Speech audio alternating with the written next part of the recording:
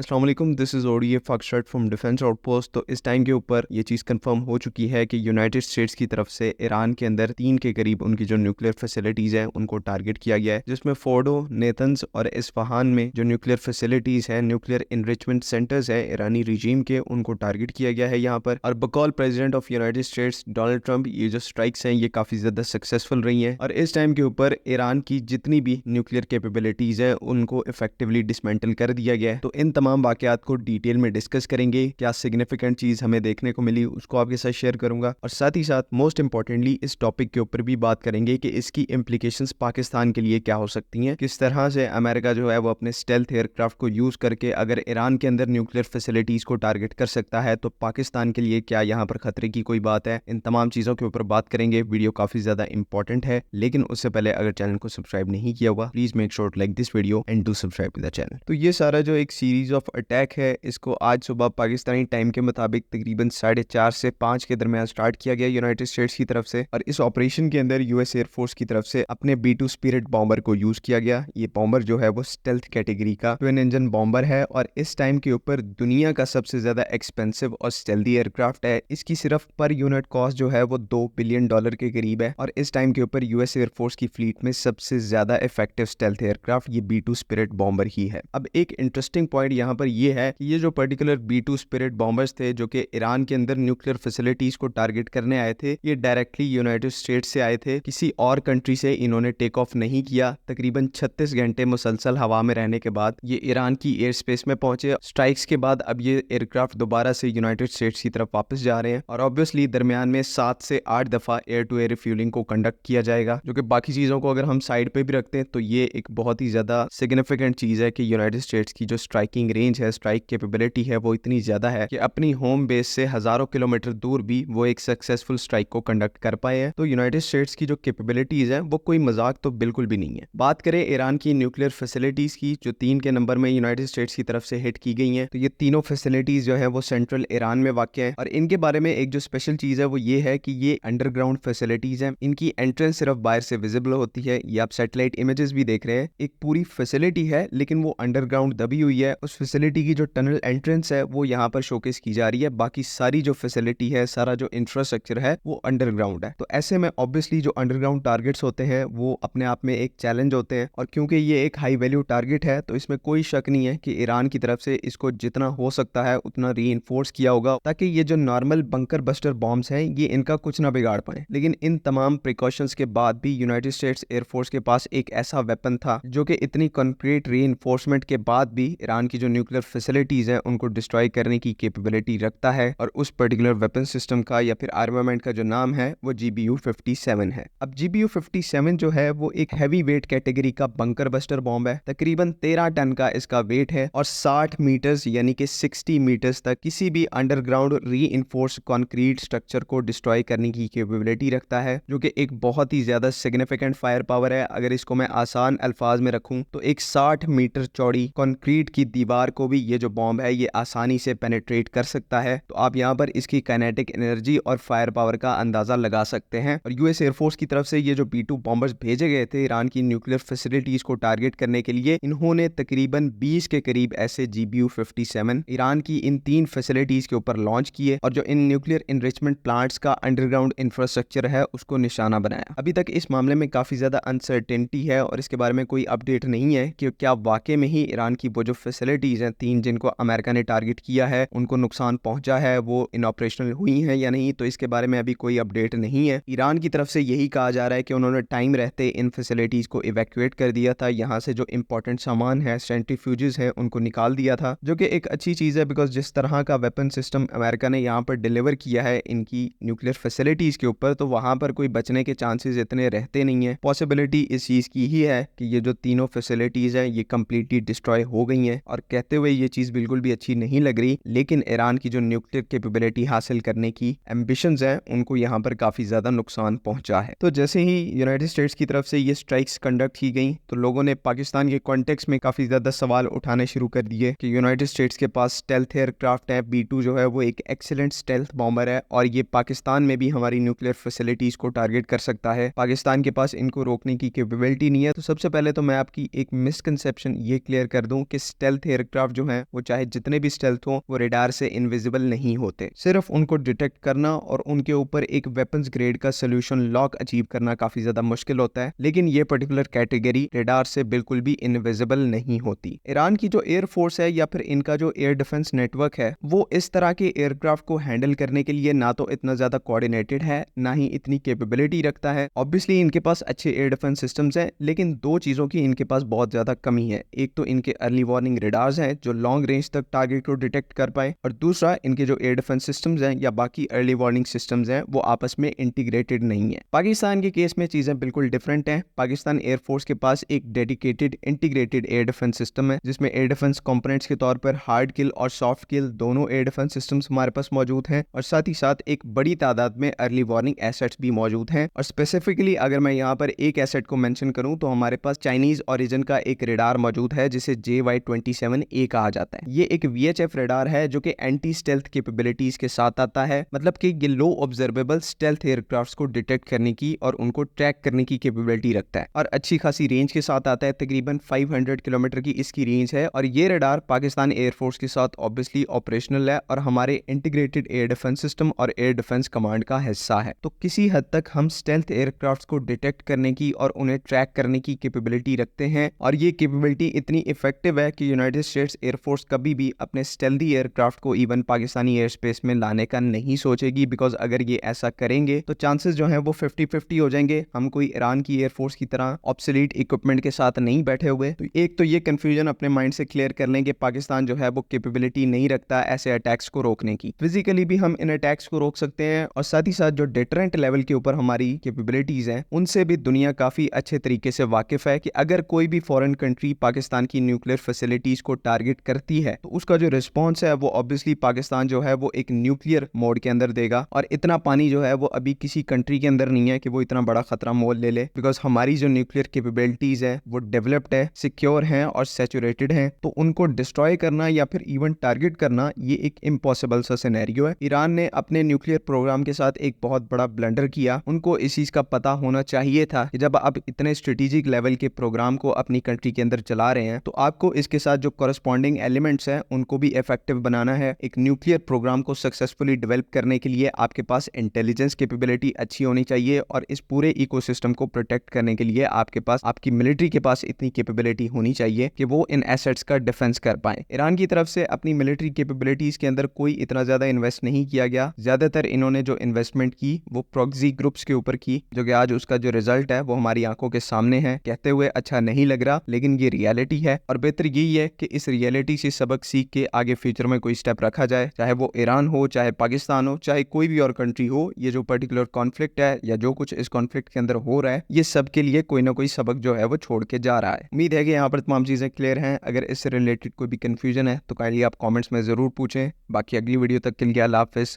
पाकिस्तान जिंदाबाद।